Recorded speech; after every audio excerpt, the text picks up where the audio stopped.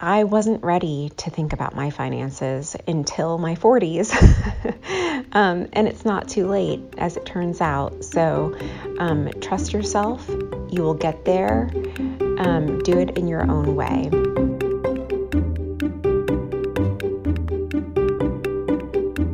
Welcome to the Personal Finance for PhDs podcast, a higher education in personal finance. I'm your host, Dr. Emily Roberts, a financial educator specializing in early career PhDs and the founder of Personal Finance for PhDs. This podcast is for PhDs and PhDs-to-be who want to explore the hidden curriculum of finances to learn the best practices for money management, career advancement, and advocacy for yourself and others. This is Season 13, Episode 9, and today I am featuring many guest voices. I published the first episode of this podcast in July 2018.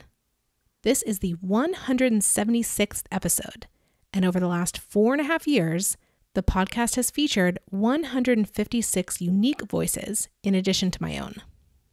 For our last episode in 2022, I thought it would be fun to catch up with the guests from seasons 6 through 9, and a few from earlier seasons as well.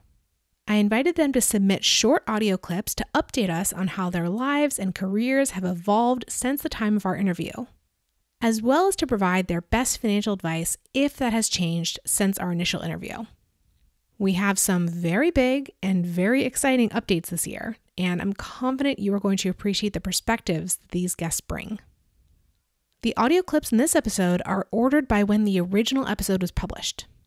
If you'd like to circle back and listen to any of the previous interviews, you can do so in your podcatcher app or at my website, pfforphds.com/podcast. To keep up with future episodes, please hit subscribe on that podcatcher and or join my mailing list at pfforphds.com/advice. You'll hear an update from me first, followed by the rest of the guests. You can find the show notes for this episode at pfforphds.com/S13E9. Happy listening, happy holidays, and happy new year. See you in 2023.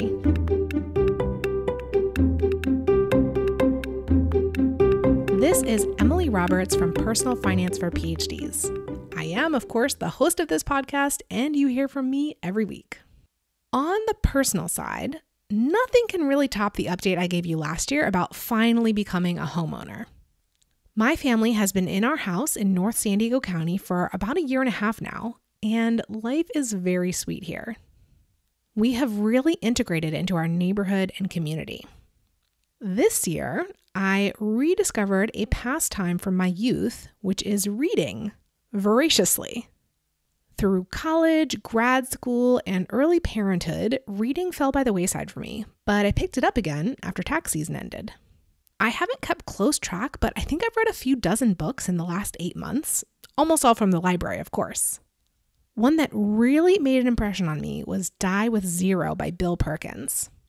I recommend it to anyone who is inclined toward oversaving and expects to have a good income for your career, even if you're still in grad school or your postdoc. Relatedly, I've been inspired to have more adventures and vacations and such with my family, and I've gotten back into the credit card rewards game to help fund that. As for my business, Personal Finance for PhDs, 2022 was another awesome year with strong growth. I've gained a lot of clarity on how I want to spend my time, and I'm implementing more productivity and time management strategies. In 2022, I attended 2 in-person conferences and delivered several in-person speaking engagements, which was so rewarding. I didn't realize how intense my Zoom fatigue was. Going forward, I'm promoting my live in-person seminars and workshops and my pre-recorded workshops and demoting my live remote webinars. If you want me to teach you and your peers about taxes, investing, increasing income, student loans, frugality, home ownership, etc., please connect me with a potential host at your university. I appreciate these recommendations so much. Thanks for listening to my update. If you want to get in touch, you can visit my website at pfforphds.com or email me at emily@pfforphds.com.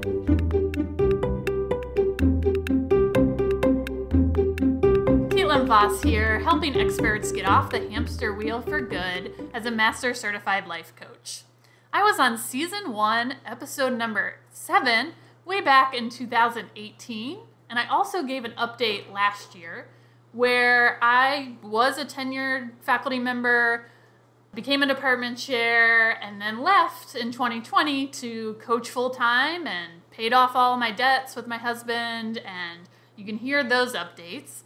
But in the past year, I've had some huge life transitions that I also want to give you an update on.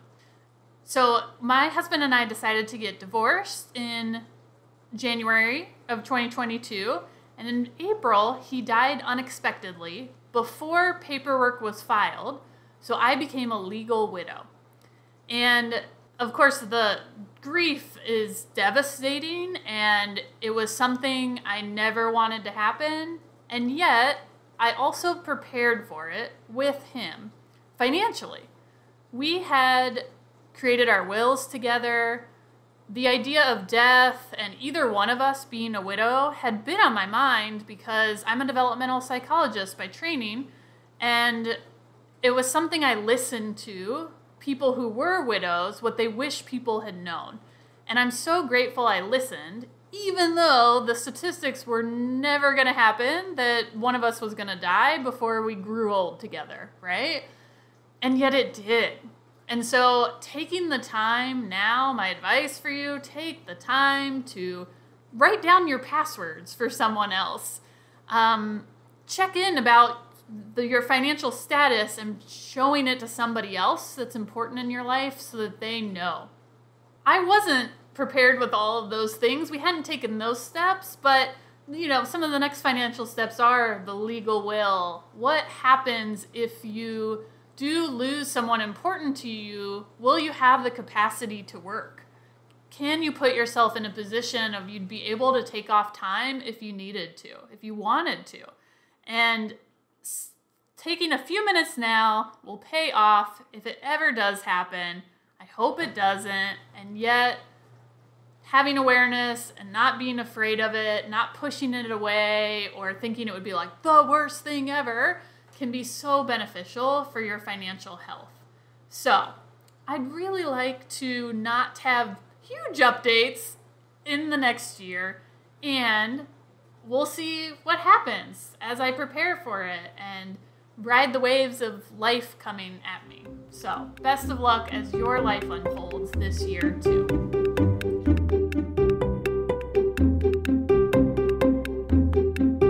Hi, this is Sam Zelinka from Government Worker Fi. I talked with Emily in Season 3, Episodes 8 and 9 about the FIRE movement, financial independence and retire early. And I wanted to give everybody a big update about how we're doing on our financial independence journey. So about a year ago, I decided to work part-time. And this was possible because we were saving up a ton of money and preparing for full financial independence or leaving the workforce entirely. But we decided that actually it would be really great if I could keep doing my job, just do less of it. And so I was able to negotiate working part-time with my employer, and I now still am a PhD, pretty academic type person doing research, but I only do that part of the time. And I have a lot more time to spend with my family and my pets and just enjoy life at a little bit slower pace.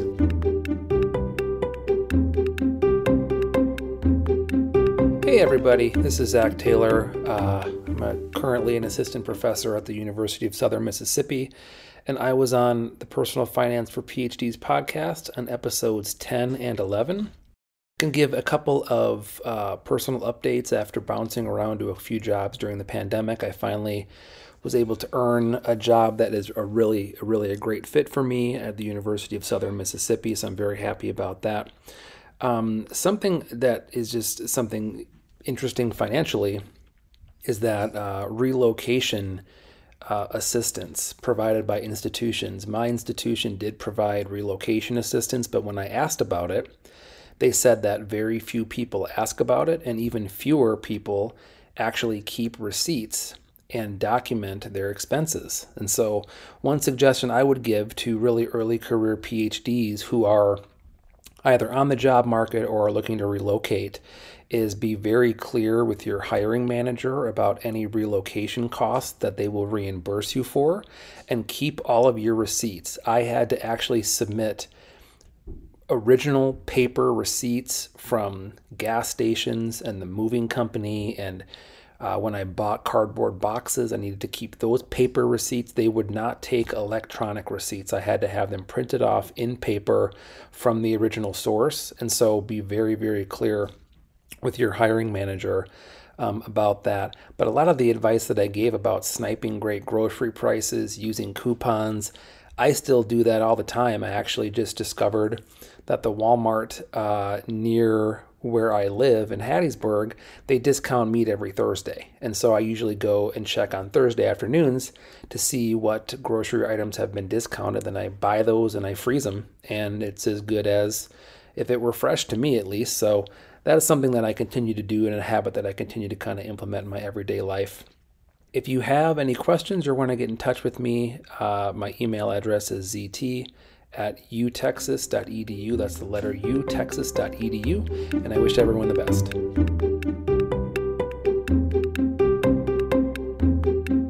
Hi, Emily. I was delighted to join you back in June 2020, which I believe was episode 8 of season 6, for a fun conversation about my financial journey and especially my desire to retire early. So I wanted to send a quick update on what's happened since we spoke. And my exciting news is that as of early next year, that's 2023, I'll be leaving my current job at AAAS and semi-retiring. I'm still a little stunned that I managed to get to this point, but here I am. I'll still likely be doing some consulting work in my field, but I'm also taking a sharp turn away from editing to become a dog trainer. This has been a goal of mine for many years, and I feel like it brings together my love for dogs with my scientific curiosity. I want to understand how dogs think and perceive their world as a pathway to improving our communication with them. I'm also planning to do some volunteering with some local organizations, particularly to help people with some of their basic personal finances. I've been thinking about early retirement or semi-retirement for a few years now, as we talked about in my 2020 interview, and I've been working hard to save since my first postdoc, really, and wanted to be able to enjoy the benefits of all of that effort before I was too old to do things like traveling and volunteer work and, pursue some other passions. There were really two precipitating events that led me to pulling the trigger on finally making this decision. The first was that I felt really burnt out at my job, which I've been at for 15 years, and really felt that a change was needed. The second is the long bull market that we've enjoyed for the last 10 years or more, that has grown my investments to the point that I could feel comfortable making a move to part-time work. To be honest, I'm still a little nervous with all the talk of the impending recession, but I'm staying the course and have put some safeguards in place to mitigate any risk of a recession, like having a bit more cash available to get me through the next 2 years. This is a big move, so wish me luck. I'm excited about the prospect of still staying in touch with my science roots, but also branching out into some new and exciting areas. If I were to offer any advice to early career graduates, I'd say do your best to focus on your long-term financial goals, and remember that, as the saying goes, time in the market is better than timing the market. So start investing early and try not to get caught up in the daily news cycle. Thanks so much for this opportunity, and stay well.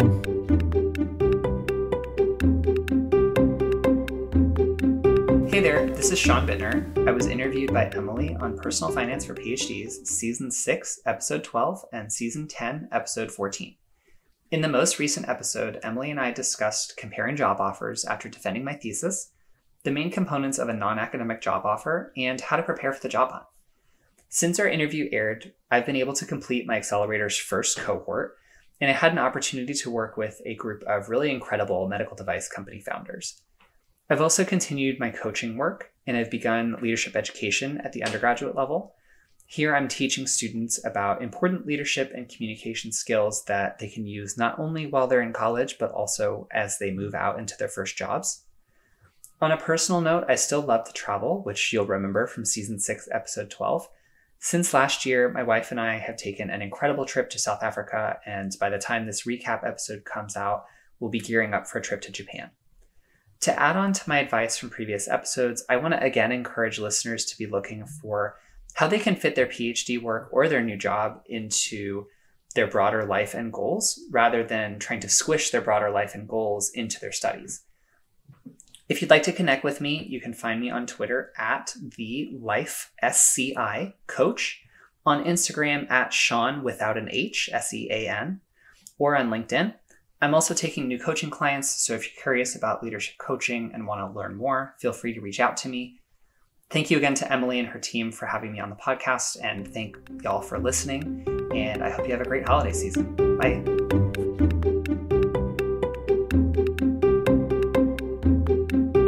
Hi, Emily and listeners. My name is Travis Seifman, and I was featured in Season 7, Episode 4, where I talked about the pros and cons of university housing.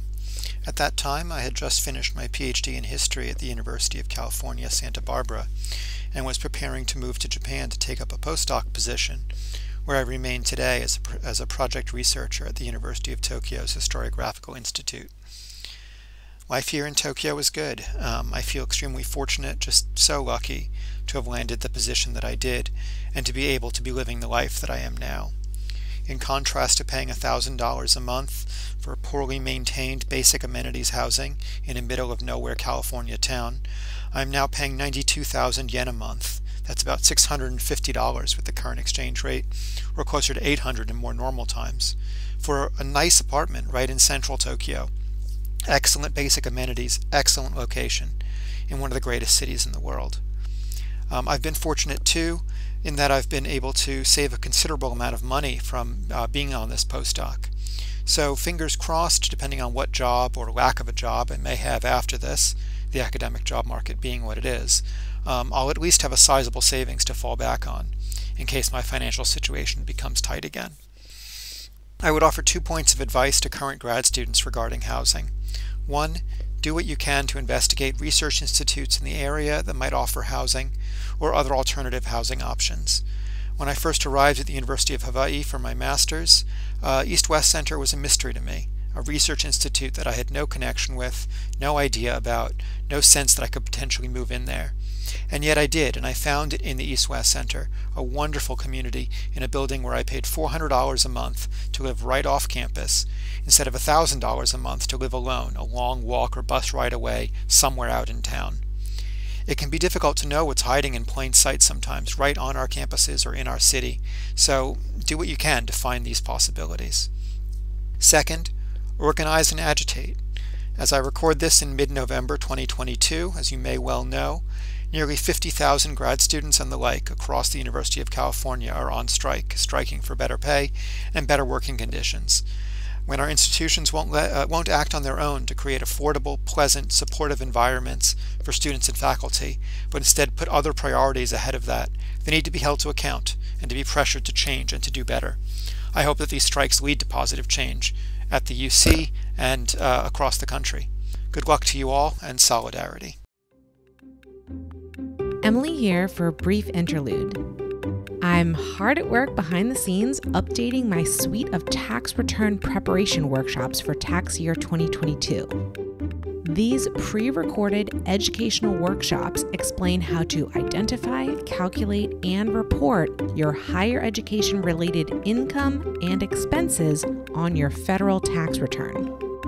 For the 2022 tax season, starting in January 2023, I'm offering 3 versions of this workshop, one each for U.S. citizen/resident graduate students, U.S. citizen/resident postdocs, and non-resident graduate students and postdocs.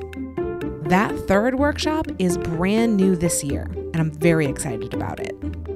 While I do sell these workshops to individuals, I prefer to license them to universities so that the end users, graduate students and postdocs, can access them for free.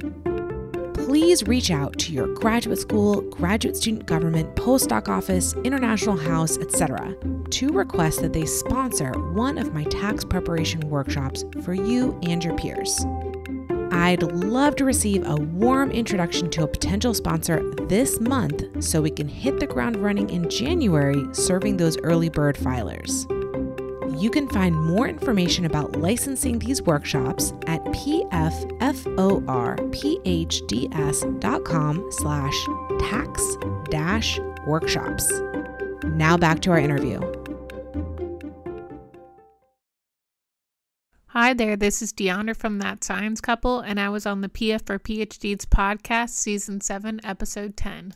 I was talking about working before starting a PhD and the financial and career advantages that go along with that.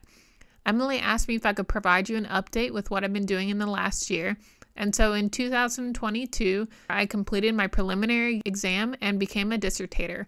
My research is on diet and lifestyle factors and on the impact that they play in the risk of developing vascular dementia and white matter hyperintensities, and I'm set to graduate in spring of 2023.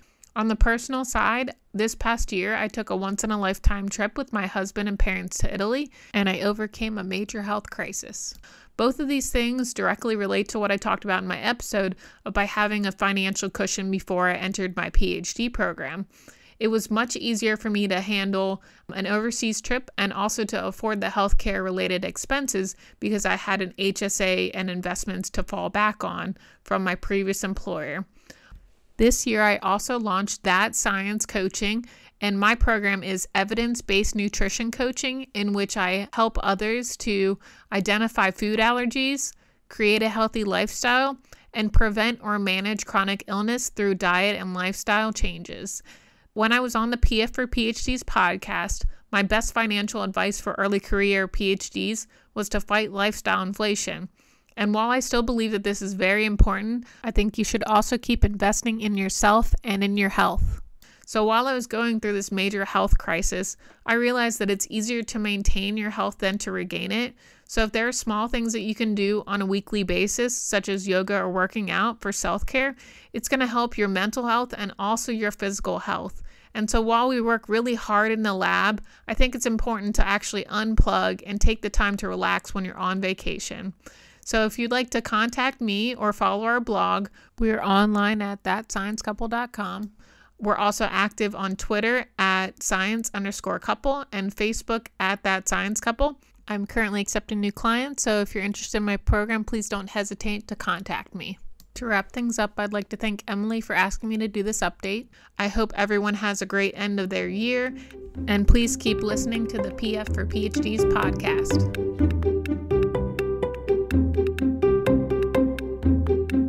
Hi, my name is Samantha McDonald. I was on Season 8, Episode 3. And I was discussing in particular in this episode knowing your worth in an environment that devalues your work, and looking especially at someone who made more money than a lot of people in the department at that time. Life has changed a lot. I got my PhD, about a year and a half ago in, I believe it was either March or May of 2021. After doing so, I took a 3-month break after my PhD as almost like my mini wellness sabbatical. I took a sailing class for 2 weeks in Catalina Island to learn how to sail a catamaran. I worked on a farm in a Sikh community in New Mexico for a few weeks, which was amazing. And I backpacked the High Sierra Trail in the Sierra Nevada of California, which was also amazing. It was a great break. I recommend to anyone after their PhD, take a few months off. Even my partner spoke to a Nobel laureate who said that one of his biggest regrets was not taking some time off between his PhD and postdoc. So it made all the difference in the world. After that was over, I started working full-time in industry, actually at Meta, which was at the time Facebook when I joined the company. I still work for Meta, and I have for the past year and around, I'd say 3 to 5 months, which has definitely been an insightful experience. Financially, I am in a position I've never been before, with making more money than I ever have or probably ever will in my life. So my finances are doing great. I save 50% of my paycheck still because I'm still in this super save mode. And luckily Meta provides a financial planner who has been super helpful in making sure I'm making the right investment opportunities when I'm still young, still can take risks, but also figuring out some other plans. Personally, and the reason why I say Meta's as much money as I'm going to make ever is I'm actually quitting my job in a few months starting in January, not because in particular I didn't like my job or didn't like industry, but mostly because I made a promise to my partner that when he finished his PhD, which is going to be happening soon, we'd take a year off and live on a sailboat that we bought together. That's happening very soon. It's very different than what I thought I'd be doing, but we've saved up enough money, especially with my tech job, that it's a very cheap way to live financially and have an adventure for a year with his 1 year sabbatical after his PhD. After that, we're going to New Mexico for a postdoc for him, and I'll figure it out. I don't know what I'm going to do yet, but there's something exciting about that, of taking a year off and just taking some time to breathe. Yeah, my financial advice is still the same. Keep saving as much as possible, but taking as much time off and really understanding your worth and your value. It's super important. And just understanding how much you're worth and knowing that sometimes in industry, you're overqualified for jobs in ways that you don't realize that you're there. So I've learned a lot in the past year and a half working in industry, and I can't wait to learn more. Contact info, my email is still the same. You can still contact me. Also, if you're just interested, Michael and I, my partner, have started a YouTube channel for our sailing adventures, just for us to remember for ourselves and for our families to see. It's called Sailing Ambrosia, Ambrosia, Ambrosia. It's named after Michael's grandmother. So if you're just interested to see our adventures after PhD, it's there too.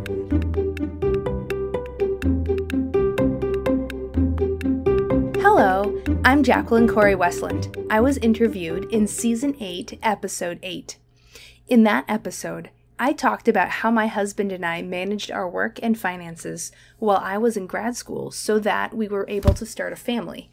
Yes, I had my first baby as a fourth-year PhD student. And then, when I graduated, we bought our own home in cash. We've continued to choose flexible work arrangements and prioritize our family. And now I'm excited to share that I have a book forthcoming from Columbia University Press, tentatively titled #PhDone, How to Get Through Grad School Without Leaving the Rest of Your Life Behind. It's the book I wish I'd been able to read as a student, a pragmatic how-to guide on flourishing in grad school, both personally and professionally. And alongside all the life balance tips, you'll find a whole chapter about grad school finances. You can find me on Twitter at Jacqueline Corey or on my website, www.jakory.com.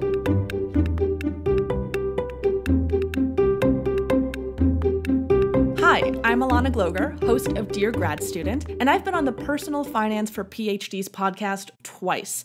I was on Season 8, Episode 9, where Emily and I did a financial coaching session, Season 10, Episode 17, where we talked all about me doing a side hustle while in grad school, and I've had Emily on my podcast, Dear Grad Student. She was on for Episode 27 with another graduate student, where we talked generally about grad school finances, and Episode 56, where we talked more in depth about surviving tax season. Since you last heard from me on this podcast, I have become a PhD candidate, I've submitted a really exciting grant, and I'm only a year and a half away from graduation. In terms of finances, I have finally almost finished saving up my emergency fund. I'm still throwing a little bit of money in that Roth IRA, even though Emily told me not to. It's just a little bit.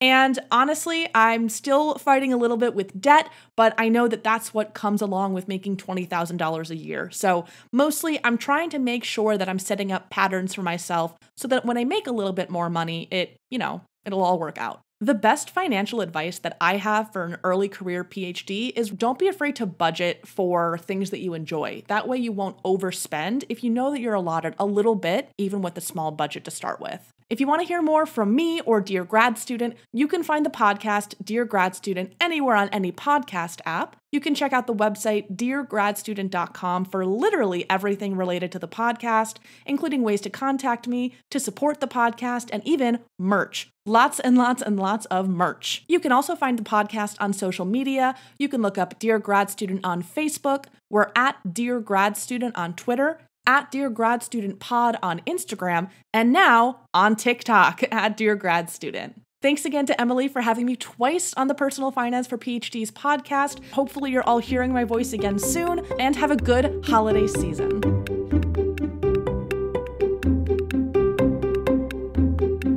Hey everyone, this is Sarah Birkin. I am an associate professor in the Department of Implementation Science at Wake Forest University School of Medicine, and Emily interviewed me in episode 12 of season 8, and we talked about my early financial decisions in that episode. I've always been pretty assertive when it comes to negotiating salary and startup, but I've also been very passive with my personal finances. That all had to change when my partner, who is a personal financial planner, and I separated.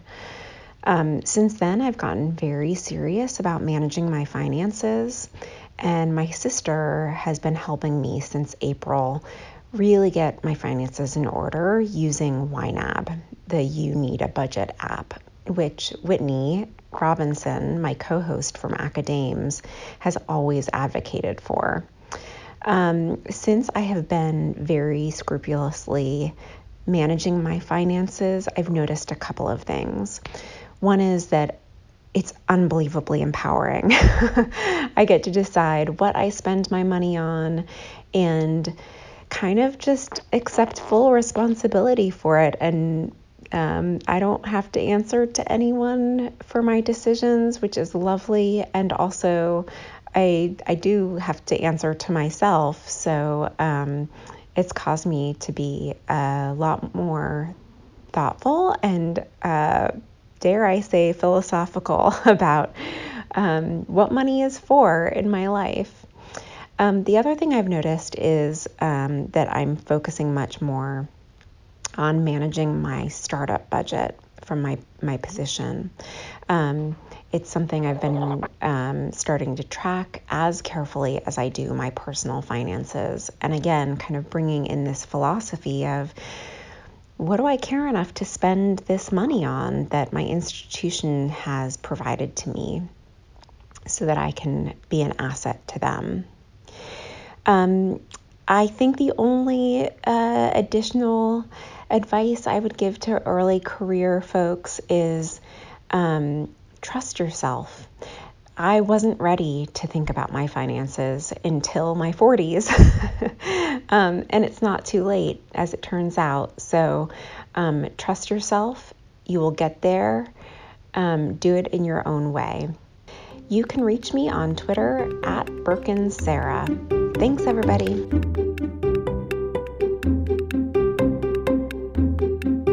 Hi everyone, this is Dr. Lindy Ledachowski. I spoke with Emily in Season 8, Episode 15, and she titled our conversation, How a Boom and Bust Money Mindset from Grad School Serves This Startup Founder Well. And what we chatted about was the ways in which being a graduate student prepared me for some of the ups and downs of my post-professorial life as a startup founder. So I left my tenure-track job as an English professor and I co-founded and then led academic writing startup EssayJack. Since I last chatted with Emily, EssayJack has been acquired and I joined the acquiring company, so I can add driving a startup through an acquisition to my resume.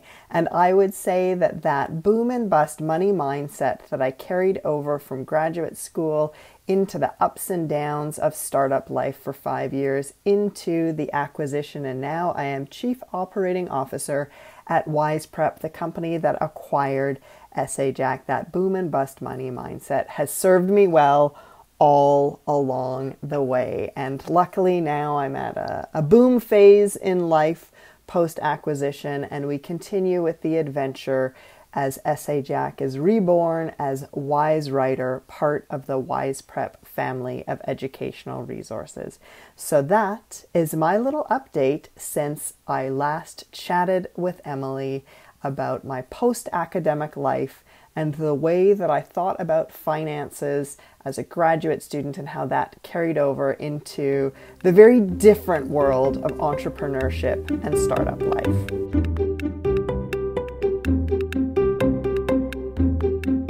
My name is Rutendo Chabigwa of the So You Got a Scholarship podcast, as well as the Taking Into Account podcast. I was on season 9, episode 1 of the Personal Finance for PhDs podcast. I'm now in my 3rd year of my PhD at the University of Oxford.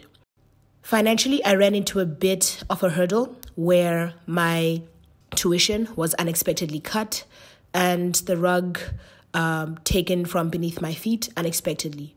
However, I was able to connect with people in the university who became my allies and advocated for me and ensured that my tuition agreement would remain. And then the second thing that I have done professionally is that I have now reached a stage where I've done enough reflection and exercises and enough research for me to figure out that I want to be in industry at the end of my PhD. I do not want to stay in academia. And so as a result, I am now able to put my energies more into doing that, into making those connections, into getting internships or contract positions that are more aligned with where I see myself. As a result, this has also actually helped my finances because industry positions do pay a little bit more, even if you're working part-time.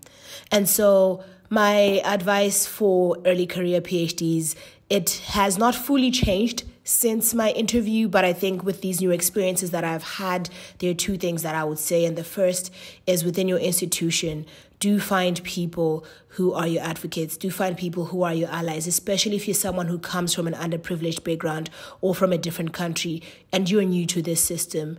Things like getting your funding pulled from you, as I have learned through my own experience, are that these things do happen to people. And for others, this can mean that they do not get to finish out of no fault of their own.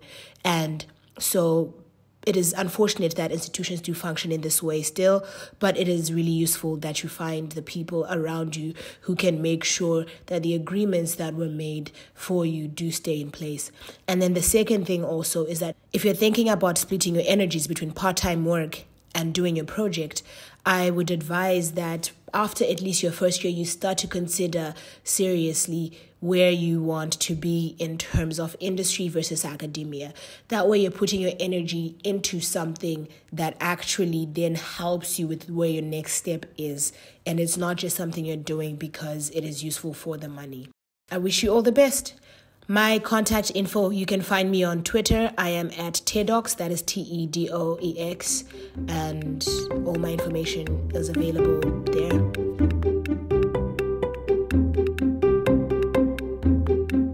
Listeners, thank you for joining me for this episode. I have a gift for you. You know that final question I ask of all my guests regarding their best financial advice? I have collected short summaries of all the answers ever given on the podcast into a document that is updated with each new episode release. You can gain access to it by registering for my mailing list at pfforphds.com/advice. Would you like to access transcripts or videos of each episode? I link the show notes for each episode from pfforphds.com/podcast. See you in the next episode, and remember, you don't have to have a PhD to succeed with personal finance, but it helps.